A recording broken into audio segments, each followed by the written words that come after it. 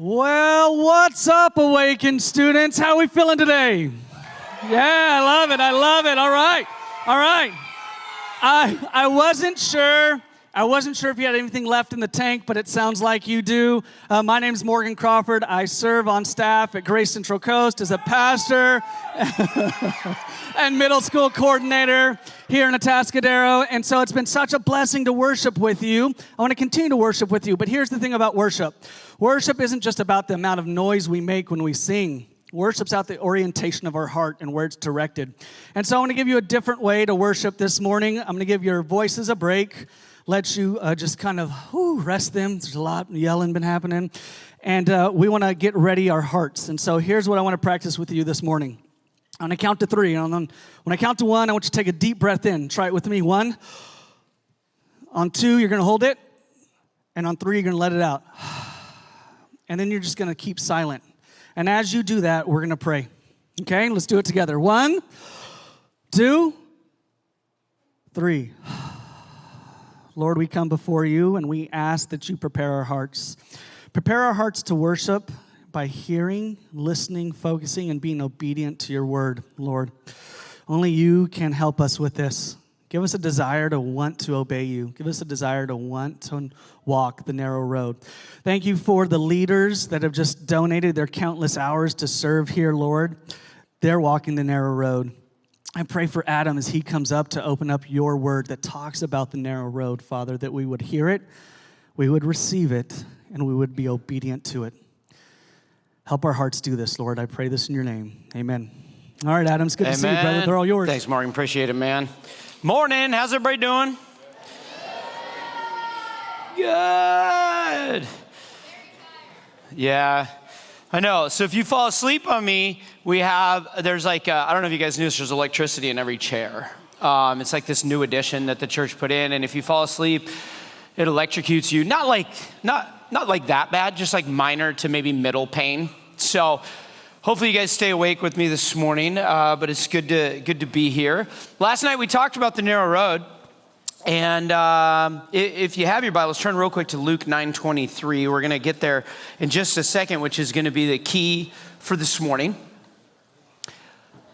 But hopefully, anybody have any good discussions at small groups or churches last night and have some good, meaningful discussions in the midst of chaos? Anybody, raise your hand if there's any good. Come on, nobody talked about anything. You guys are the worst. Okay, so after this morning's time, you guys are going to have some church time. And it's going to be a cool opportunity to kind of unpack what we've been going through a little bit, kind of chat about it.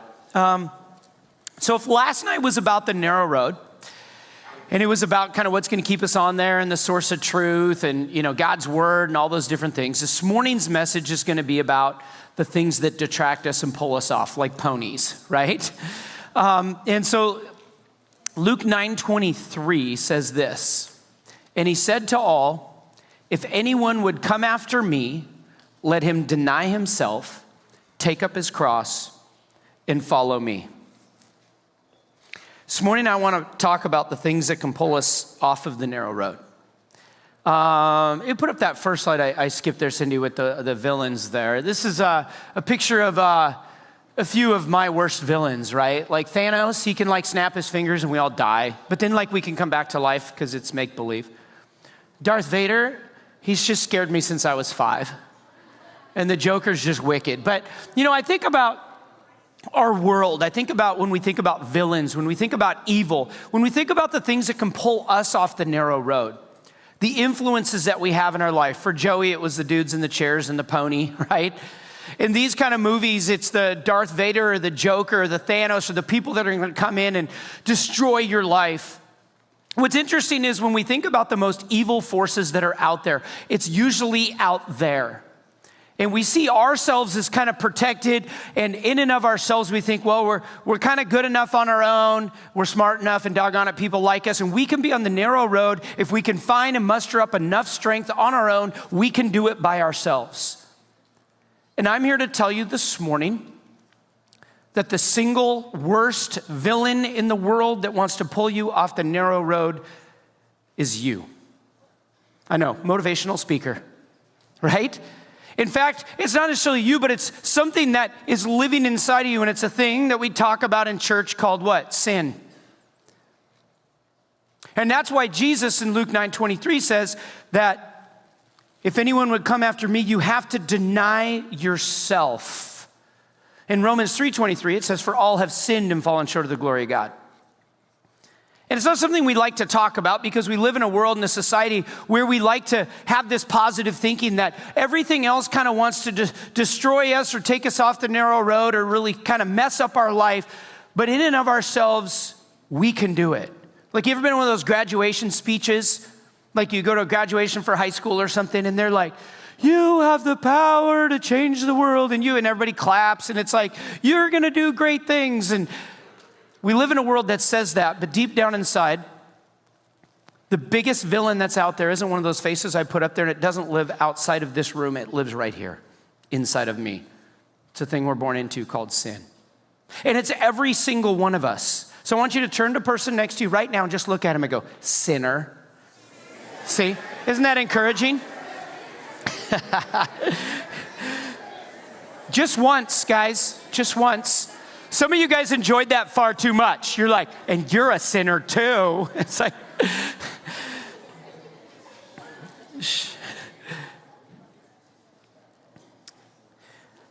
2 Timothy 1:7 says this, for the Spirit God gave us does not make us timid, but it gives us power, love, and self-discipline. When I look at this verse and I go, wow, that's pretty cool. If I'm on the narrow road and I'm kind of walking in that direction, the Spirit empowers me with some things. Power, I want power. Love, I want love. What about self-discipline? Do you ever just wake up in the morning like, today, I'm going to discipline myself? And it's going to be fun and it's going to feel really good. Like, when you think about discipline, you think about your parents, right? Or maybe law enforcement or a teacher doing something and punishing you or sending you to, something or whatever. But like self-discipline, why does Paul tell young Timothy that the Spirit gives us power, love, and self-discipline? Because every single day of our lives, as we walk the narrow road and try to do what we're talking about, there's a thing living in us called sin, and we have to tell it no all the time. It's what Joey didn't do, obviously, in the video. Did you know how many times a day we just do certain things without even thinking about it that we should probably say no to? Like for me, I like sweets. Anybody else like sweets? Okay. Especially holiday time, I'll just be at work and they got all this kind of office stuff out and it's like toffee bars or peanut butter this. And I'll just walk by and I don't sit there and think ooh, I wonder if I should eat that, if that'd be good for me, blah, blah, blah. You just walk by and I'm like cattle grazing sometimes, by the candy jar. Does anybody else do that? You just see candy. You don't even think about it. You just start eating it, right? Maybe you have that thing that you do. This morning, I want to talk a little bit about saying no. Titus 2:12 says that we actually have to learn how to say no. Listen to this. For the grace of God has appeared that offers salvation to all people.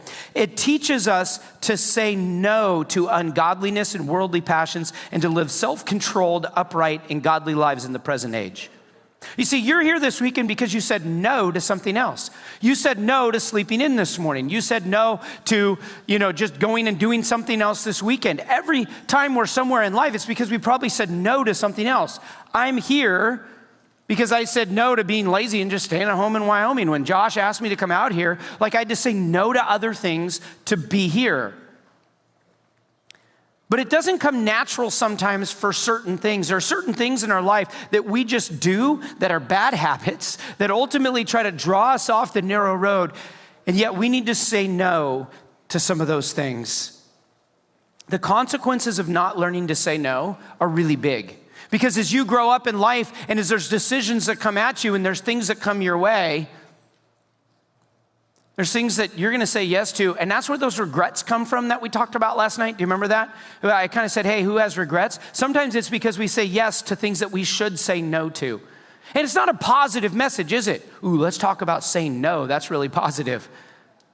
And yet, how many things do you do throughout the course of a certain day that you should probably practice self-discipline and say no to those certain things? Because here's one thing I've learned about myself.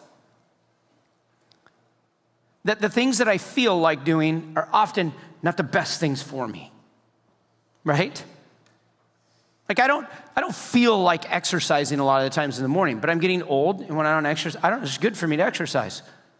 And so I get up in the morning, I'd rather sleep in. I don't want to go out and go for a run or hit the gym or go do something else, but I know it's best for me.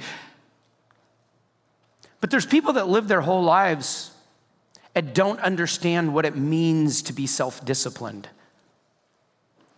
But I'll tell you what, the reward that comes internally, right, emotionally, and the joy that comes when we say no to something that we know is out there to destroy us and maybe take us down the wrong path is so rewarding, isn't it? Isn't it awesome when you just say no to something, you walk away and you're like, yeah, I just said no to that.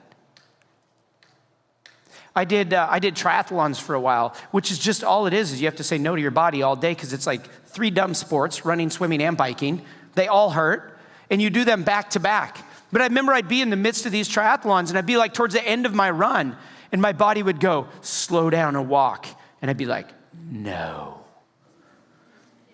Right? That's what it means to practice self-discipline, is to do that in life, because here's the result of not saying no. Someday it might be a broken marriage because you don't know how to say no to something right now, or lust in your life, or looking at things online, or doing all these different things that come your way. And you just think, oh, well, it's just a little thing. The problem is when I'm used to satisfying myself with whatever I want, those little things turn into big things, and those big things can destroy your life. And so it's really important at your age that you understand how to say no. Another verse, 1 Corinthians 9. Paul says this, but I discipline my body and bring it into subjection, lest when I have preached to others, I myself should become disqualified.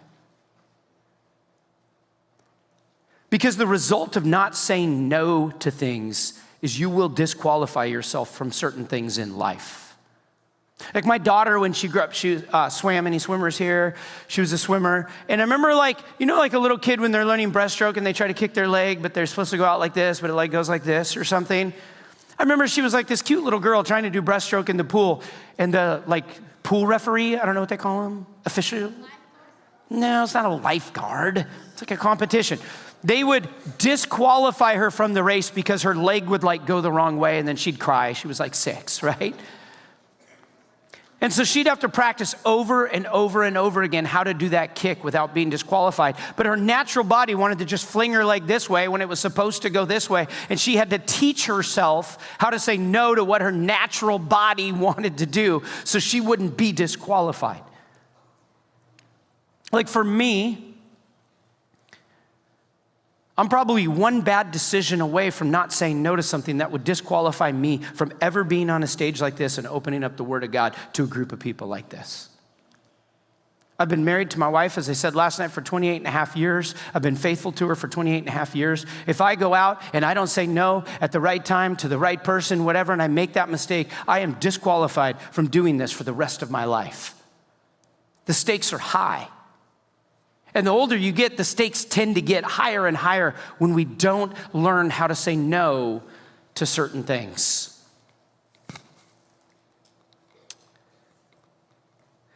So I want you to think about this morning. What are things in your life that you're maybe saying yes to that you don't even know you're saying yes to, but you're not saying no to?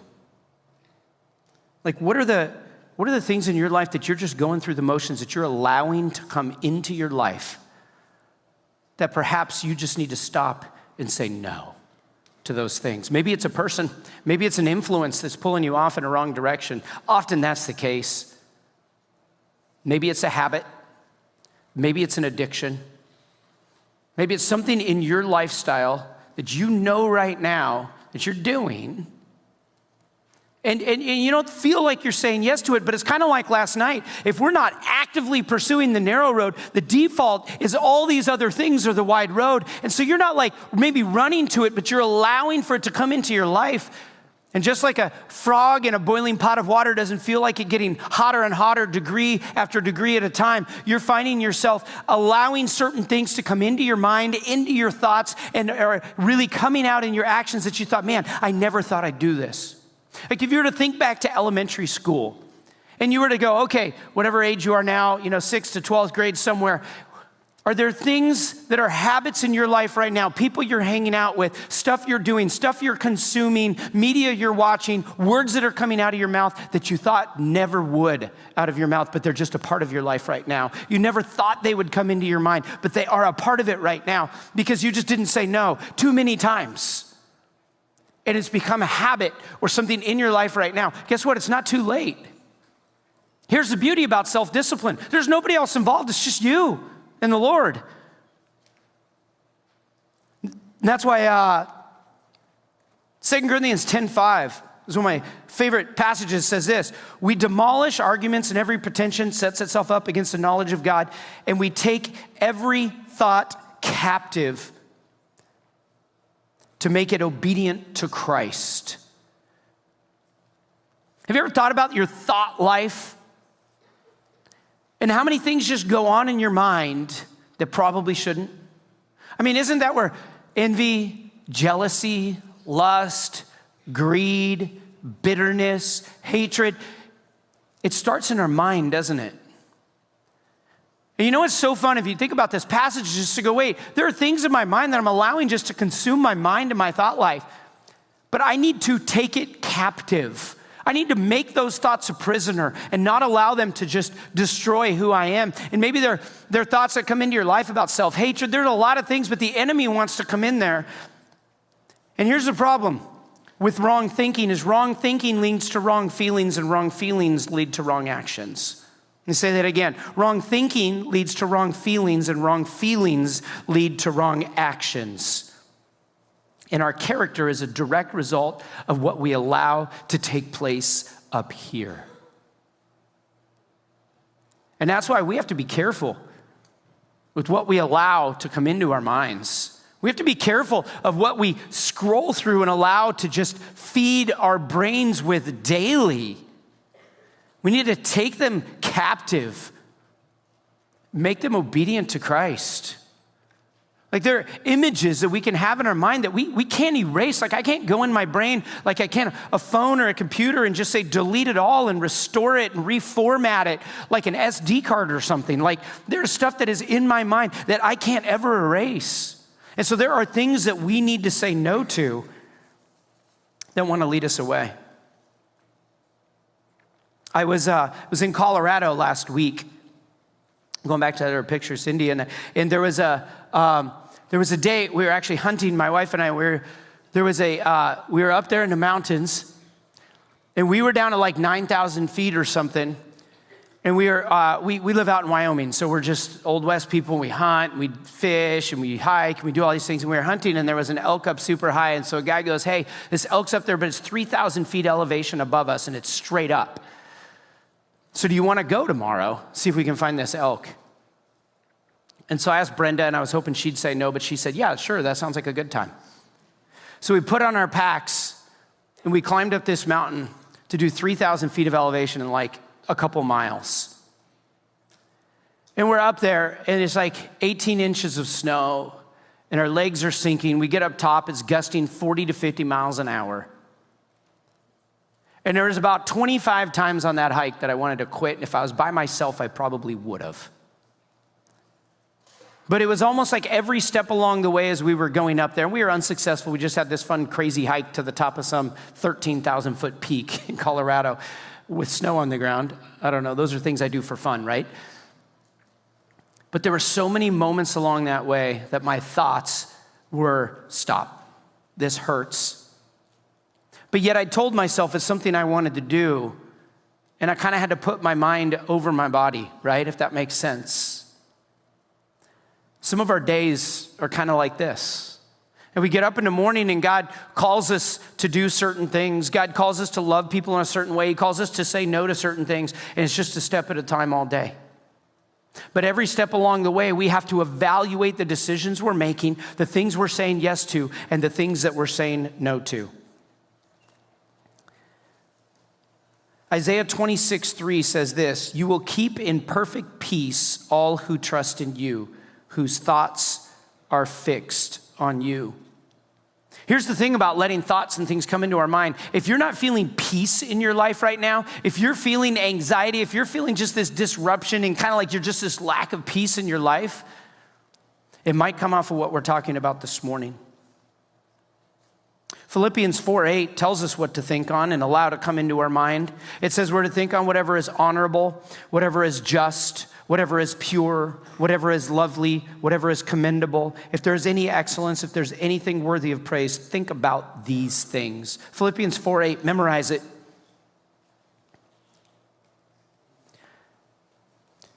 Not just our thoughts, but what about the things that we do and what we spend our time on in life?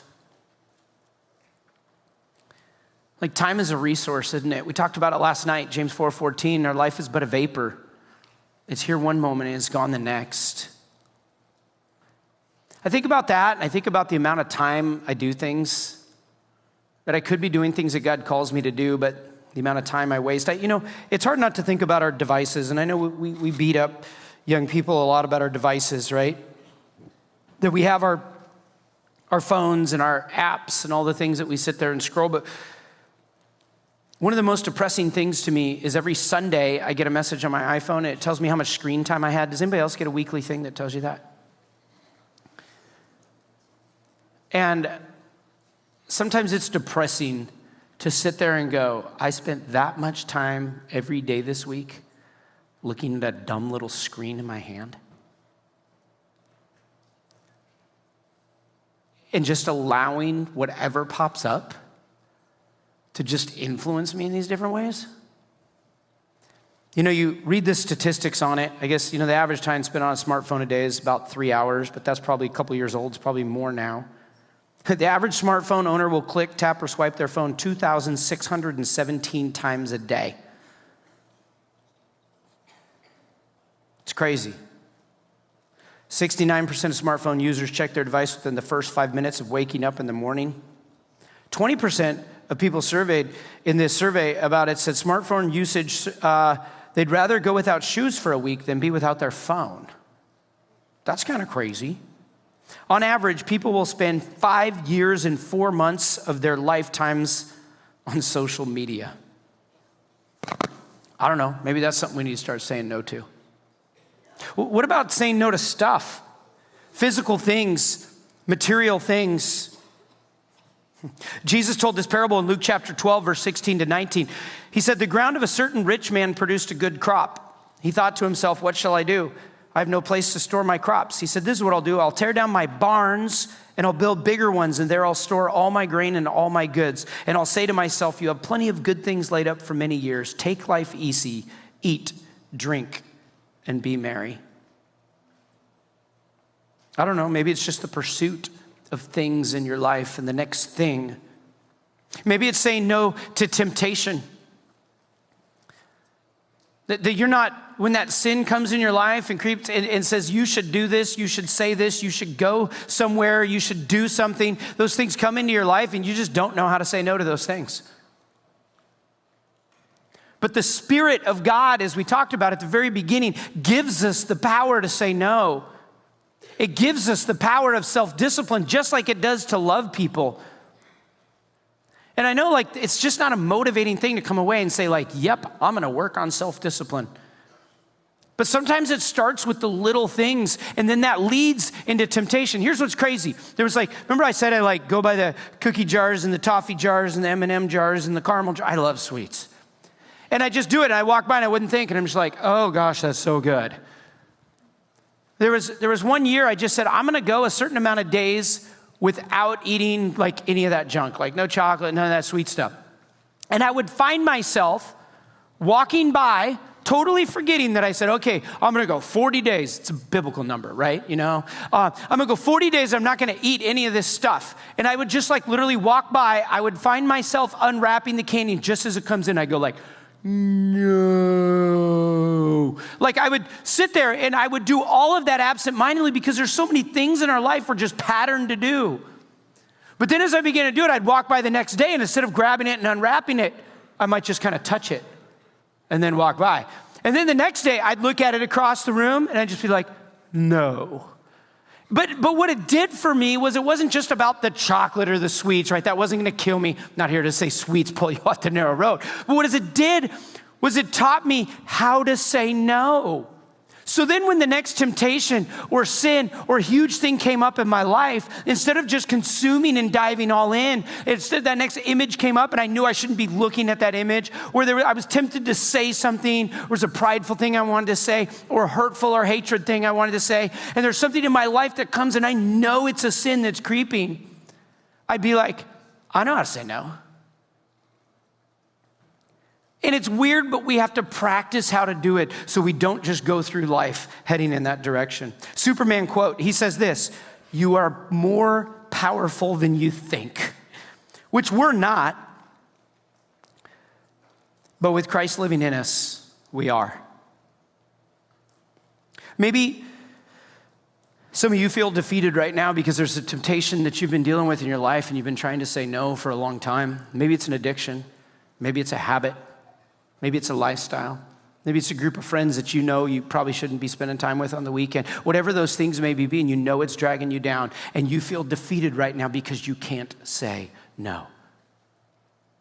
Here's what I love about the Awaken conference. There's a room full of people here with a lot of similar intentions. You don't just spend a weekend and get up on a Saturday morning to hear some old dude from Wyoming come and preach out of the word to you unless you actually want something to change in your life. Like, you're here because you're like, I want to learn this weekend. I want to grow in my walk with God. And maybe some of you aren't. Maybe you came because there's some hot girl here and you follow her. I don't know why, right? Well, we're all here for these different reasons, but God has us here.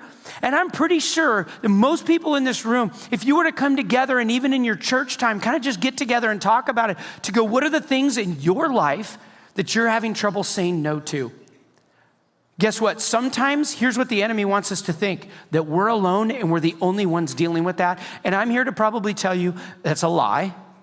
And you're not alone. And there are many other people in this room that are probably dealing with the very similar or the exact same thing. And as Sarah is going to talk about this afternoon, we can't sometimes say no on our own, but what's awesome is we can come together and say no. And that's what's so powerful about a youth group, about a ministry like you guys have in your different churches, and about Awaken Conference, is that you guys can come and unite and say, no, there's a better way than what the rest of the world is doing. And let's sit here and let's say no, and let's say yes to something else. Because here's the cool thing. You may think this whole message is negative. You're like, oh, say no, say no. This guy's like, just like, I don't know, he's trying to kill all my fun. The beauty is, by saying no to something, it means I can say yes to something else that's so much more fulfilling. Something that will last. And that's the beauty about Christ's promise in this narrow road thing that we're talking about. Few that find it, right? But those that do, it brings them life. And as Christ said that he came to bring life and bring it to the fullest. And I have a promise for you. Life to the fullest will always be on the narrow road, and the wide road will always come up empty at the end, every single time. Talk to your leaders. Some of them may have lived on that wide road for a while and say, hey, where did that take you? And how fun and satisfying was that in the end? Because I'll bet you every single one of them will say, it led to the same spot every single time. It's empty. What the enemy of this world has to provide for us is empty. And it'll come up short every single time. And so let's come together. Let's unite together. Like with our hands lifted in worship, there's a lot of unity going on here. But if you're dealing with something, like, don't go away from this conference and not tell somebody. You're cheating yourself if you do. And one of the coolest things, by the way, saying no can actually bring a whole lot of satisfaction, I think, in the end. And what I want to do is kind of just end by talking about Jesus just for a moment. Did you know Jesus had to say no too? Let's go to Luke chapter 22. I think I have this up on the screen, maybe, I don't know. Yeah. This is at the end of Jesus' life. He just lived this perfect life. He was sinless. But they were arresting him, and he was about to be nailed to a tree. And he's the God of the universe, and his home address is heaven. And he's on this earth getting falsely accused, denied by his friends, betrayed by his friends, about ready to go to most the painful death to bear the sins of the whole world. Okay? You talk about a bad day, right? And so you find Jesus in Luke 22:42. He prays to his Father and he says, Father, if you are willing, remove this cup from me. Nevertheless, not my will, but yours be done. And there appeared to him an angel from heaven, strengthening him. And being in agony, he prayed more earnestly, and his sweat became like great drops of blood falling down to the ground.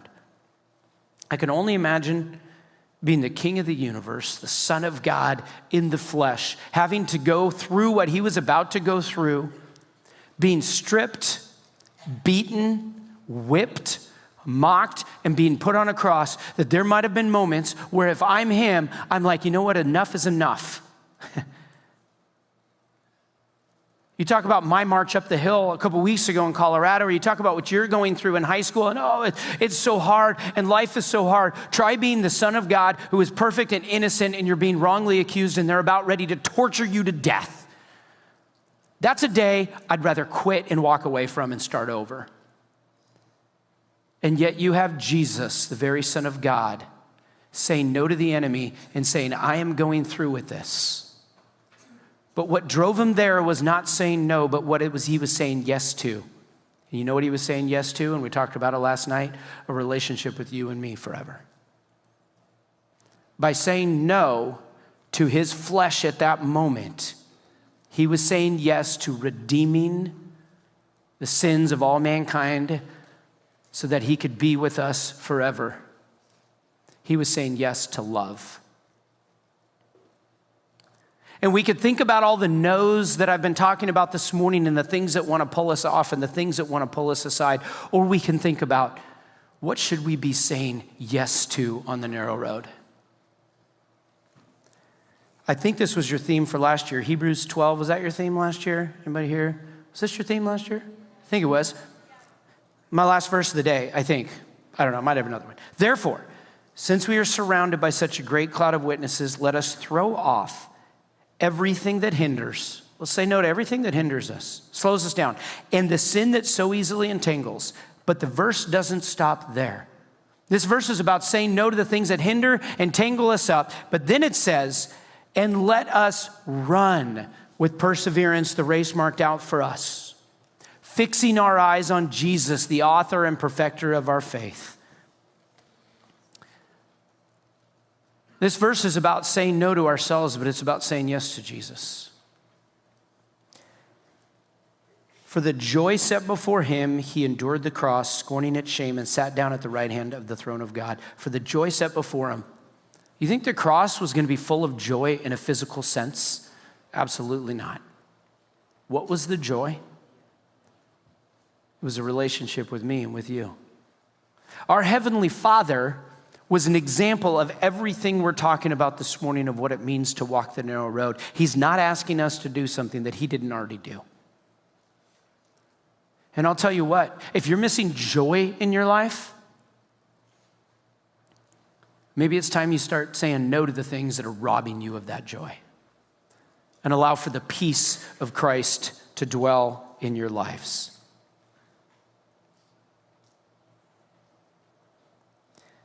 Deny yourselves, pick up your cross, and follow him.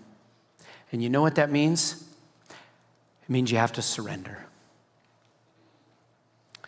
Because we could look at today like a bunch of do's and a bunch of don'ts, and maybe I talked about a bunch of don'ts more than I talked about a bunch of do's. And I don't like to do that. Because to me, every day, if I think, okay, what am I supposed to do again? Okay, what are all the messages from Awaken? What I read in my Bible this weekend? What are all those things I have to do? And church or Awaken or these sorts of things just become a list of do's and don'ts. And here's what I found about young people over time. If that's what's driving you to say no to the narrow road, you're going to get tired. You're going to get weary, and there's a moment you're going to walk away because you're just sick of the fight. But instead, I hope you don't look at it as a long list, but it's one thing. It's just say no to yourself. And by saying no to yourself, you're saying yes to Jesus. And it's you throwing up your hands in surrender. I'm going to close by telling one more story. And I think it has to do with trusting God, because ultimately, this whole thing is about, if we're going to say no to ourselves and we have to say yes to something better, we have to trust that God's plan for our life is better than my plan for my life. We do. Because here's the problem, you're going to fail. On the narrow road, you are going to fail. But it's in those moments that we need to trust God. I can almost hear Yoda saying, fail you will, but trust you must. Anyways, I was a kid. I was probably like maybe 10 years old or something, and I had a younger sister. And we were out in the pool area in the backyard. And we were messing around, and she was seeing how long she could hold her breath in the hot tub. And I was on the other side of the pool. And I would count and stuff. We're just being kids, right? She's like, okay, here I go, Adam. And she goes underwater.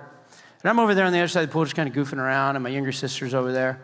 And pretty soon I realized, wow, she's holding her breath for a really long time. She's in the hot tub, and she's not coming up. And I'm like, man, that's impressive. And after a while, I'm just the genius 10, 11, 12-year-old boy I was. I'm like, maybe there's a problem. So I get up off my lounge chair, get my tan on, and I run all the way around the pool, and I go over to where Jessica's at in the hot tub, and I look down there, and that filter sucky vortex thingy at the bottom was off, so it was just this gaping hole of sucking water because that filter cap thing wasn't on. This was back in the 80s, before they probably had codes that couldn't happen to a hot tub or something. And so she had got her lower back stuck on the bottom. And so she was on the bottom of the hot tub, stuck. And at this point, it had been a pretty long time. And so she'd been down there doing that, and bloop, it just pulled her in. And she kept trying to grab her arms, but she's on the bottom and just kind of push off the bottom. But it was this suction cup on her lower back, and she couldn't get up. And being in my, probably fifth grade boy strength that I had, which was huge. I mean, you can see me now. Imagine how big I was then, right? I get down in the hot tub, and I grab her arm, and I start to pull. And I couldn't get her out. And I get down in there further, and I start to get her other arm, and I couldn't pull her out. All the while, she's starting to take in water. And as hard as I could try at that moment, as hard as Jess could try at that moment, there was nothing we could do in our strength. It was a moment where I go, okay, is my sister going to die? And there's only one word that came to my mind at that moment. Dad. Dad was in the house, which is outside the pool gate, through a yard and up in the house on the second story. But I knew he was at home. And at the top of my lungs, Dad! Just yelled in that panicked kid's voice. There's nothing I could do at that moment. There's nothing my sister could do at that moment in her own strength. And the next thing I remember is my dad running out the back, through the pool gate in his clothes, jumping into that hot tub, and reaching down and grabbing my sister. And it looked so easy, and just pulled her out. Put her up on the shoulder, I'll just remember, and she was coughing up water, and she went to the doctor and all this stuff, and still to this day I said, remember when I saved your life? She said, it wasn't you, it was Dad. I remember that day where she was probably seconds away from maybe having brain damage or dying. And I remember the image still in my mind of her at the bottom of that hot tub with this helpless look on her face, trying in all her strength to do what she needed to do. But she couldn't do it. That's what surrender is. It's throwing up your hands and saying, God, when I try to do life on my own, when I try to do this narrow road thing on my own, I come up short every time. And it's time that I say no to me trying and yes to me trusting in you, because you alone can save me from the mess that I'm in. That's what this morning's about. That's what this weekend's about. Let's bow in a word of prayer. God, would you help us to surrender? Would you help us to say no? We thank you for your picture in Matthew 7 of the narrow and wide road. I thank you that there are like 400 young people in this county that would get together and spend a Saturday morning saying, I want to get together and figure out how to walk this walk and how to stay on the narrow road. I pray as they get together in their church times later on this morning that some of them would just be honest enough with each other to say, this is where I'm struggling. And I'm tired of struggling. And maybe that there'd be some surrender that would happen together. That we just throw up our hands and say, enough's enough. I'm sick of trying this on my own, and I'm ready to start trusting in God. I know that He and He alone, my Father, can take care of this. There's nothing else I can do. And maybe this morning will be a time of surrender for some of these young people in their church groups as they sit around and talk about this. God, we confess to you the things that we say yes to every day. And we just want to say yes to one thing this morning, and that is Jesus and Him crucified and risen. That's who we want to say yes to today, the risen Jesus. We love you. And all God's people said together, amen. Thanks, guys, for listening.